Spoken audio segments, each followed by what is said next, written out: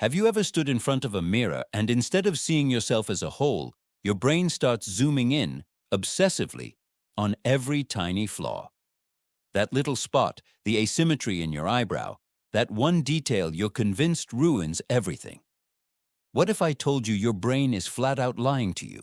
Think about it for a second. We live trapped inside our own heads, becoming our own harshest critics, while the outside world is watching a completely different movie. Science has confirmed that we are terrible judges of our own attractiveness, but here's what nobody talks about. There are subtle signals, cues that people send you constantly, every single day, that you're either completely ignoring or misreading because of your own insecurity. Today we're going to decode those signals together. And if you recognize at least 3 of these 7 signs, get ready. Because your self-image is about to shift in a way you didn't expect. Let's get into it. Sign number 1. The presumption of competence, also known as the halo effect. Here's something I want you to think about honestly. Does it happen to you often that people assume you're smart, kind, or successful before you've even said a word? Do strangers treat you with a kind of automatic respect? Do people hand you responsibilities before you've technically earned them? If so, that is not luck. That is not coincidence. In psychology, this is called the halo effect, a well-documented cognitive bias where our brains automatically associate physical attractiveness with positive personality traits. When someone finds you visually appealing, their subconscious mind begins filling in the blanks. They assume you're more intelligent, more trustworthy, more capable. It happens instantly before any real interaction takes place. So if you've noticed that life seems to open doors for you a little more smoothly, that people tend to give you the benefit of the doubt, that strangers are unusually patient with you, that's not magic. That's your appearance working in the background, quietly influencing the subconscious decisions of everyone around you. And most people who experience this never connect the dots. They think they're just lucky or that they happen to meet nice people. But luck has nothing to do with it. Sign number 2, other people get nervous around you. Now this is the sign we misinterpret the most, and it can genuinely mess with your confidence if you don't understand what's actually happening. You walk up to someone, maybe at a party, at work, or just in a casual social setting, and they suddenly act weird. They go quiet. They stumble over their words. They become clumsy, fidgety, almost awkward. And your brain immediately goes to the worst possible conclusion. They don't like me. I said something wrong. Do I have something on my face? Here's what's actually happening beneath the surface. Attractiveness is biologically intimidating. When the brain perceives someone as physically attractive, it can trigger a mild stress response, similar to what happens in high-stakes situations. From an evolutionary standpoint, interacting with someone attractive feels like a high-risk, high-reward scenario. Your nervous system registers it as important, as something not to mess up. So that awkwardness you're seeing in the other person, that fumbling, that sudden silence, that nervous laughter, it's not rejection. It's not discomfort with you as a person. It's intimidation. You're essentially causing a minor short circuit in their nervous system. The next time someone acts strangely around you, before you spiral into self-doubt, consider the real possibility that you just made them nervous, not because something is wrong with you, but because something is very right. Sign number 3, the fixed visual attention, what I call the radar.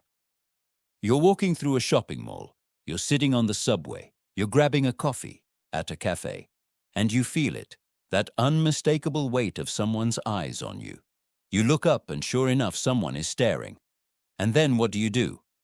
Most people panic. Do I have something on my shirt? Is my hair a mess? Did I forget to zip up? You discreetly check yourself, maybe pull out your phone camera to inspect your face. But here's the science behind what's actually happening. The human brain is wired to seek out and linger on stimuli it finds aesthetically pleasing. It's a dopamine response.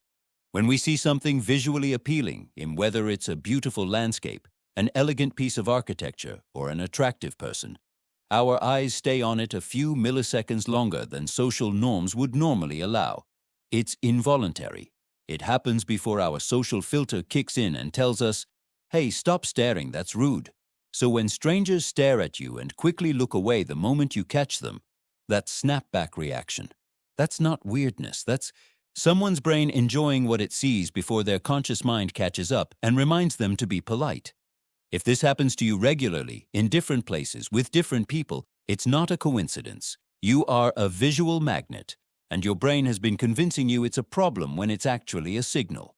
Sign number 4, mirroring and physical proximity, the chameleon effect.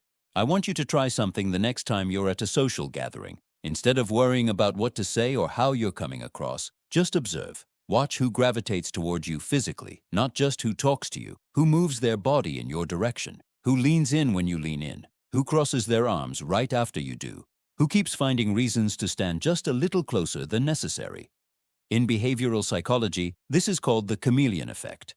We unconsciously mirror the gestures, posture, and movements of people we admire or feel attracted to. It's our brain's way of building connection and rapport without words. And here's what's fascinating. This mirroring behavior is largely automatic. People don't decide to do it. It just happens. If you've ever noticed that in group settings there seems to be an invisible orbit around you, that people naturally gravitate into your physical space, that they subtly copy your body language, you are the sun of that social solar system. The gravitational pull is real, and you've probably been dismissing it entirely. Pay attention to this. It's one of the most honest indicators of attraction that exists, precisely because it's unconscious. Sign number 5, the absence of compliments. And why? That's actually the biggest compliment of all. Okay, this one is going to sting a little at first, but stay with me. You spend time getting ready. You feel good walking out the door. You show up, and nothing. Silence. Not a single, "You look great today." And your insecurity immediately translates that silence as confirmation of your worst fears. I must look terrible. Nobody even noticed. But here's what social psychology actually tells us. Think about it this way. You don't walk up to people and compliment them on having 2 eyes. You don't tell someone, "Wow, great job breathing today." You don't comment on things that simply seem like a given, like a baseline expectation. And with people who are perceived as very attractive, something similar happens. Others assume you already know. They assume you've heard it 1,000 times.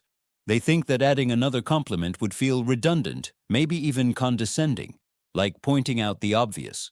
Or they assume you carry such natural confidence that external validation from a stranger would mean nothing to you anyway. That silence you interpret as invisibility? It is counterintuitively one of the clearest signals that your appearance is so consistently striking that people treat it as a baseline reality rather than something to remark upon. The loudest compliment is sometimes the one nobody says out loud because they assume you already heard it everywhere else. Let that sit for a moment. And hey, if this is starting to shift something for you, if something here is clicking, do me a favor and hit that like button and subscribe. It literally takes 1 second and it helps this channel reach more people who need to hear this. Okay, let's keep going. Sign number 6, your reactions on social media. In real life, approaching an attractive person is terrifying. We've talked about the nervous system response, the intimidation, the risk of rejection.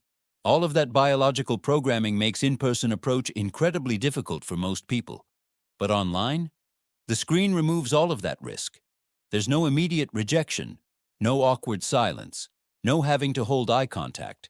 The emotional stakes drop dramatically, and people become far more honest with their impulses. So here's what to look for. Do you get a consistent stream of friend requests from people you barely know or have only crossed paths with once?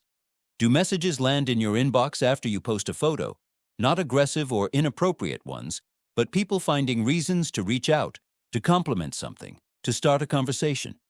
Do your posts, especially photos of yourself, generate engagement that feels disproportionate to your follower count? None of that is the algorithm.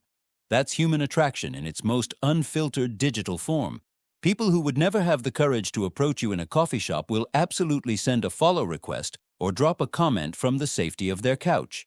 Those little digital signals, the ones you've been brushing off as spam or irrelevant, are people telling you in the only way that feels safe to them, I find you attractive.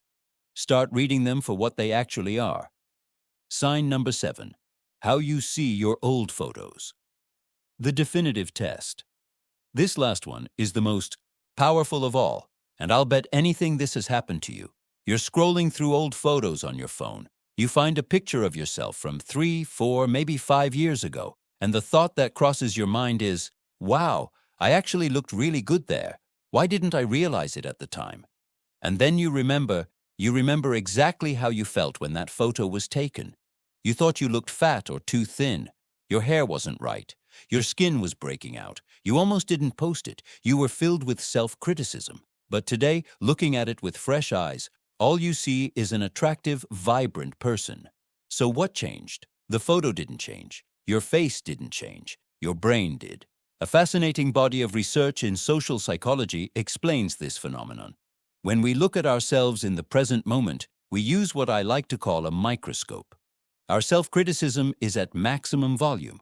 We're scanning for every imperfection, every asymmetry, every flaw we've catalogued over years of self-scrutiny. Our brain is hyper-focused on the details, but as time passes, that harsh self-criticism fades. We begin to see ourselves more abstractly.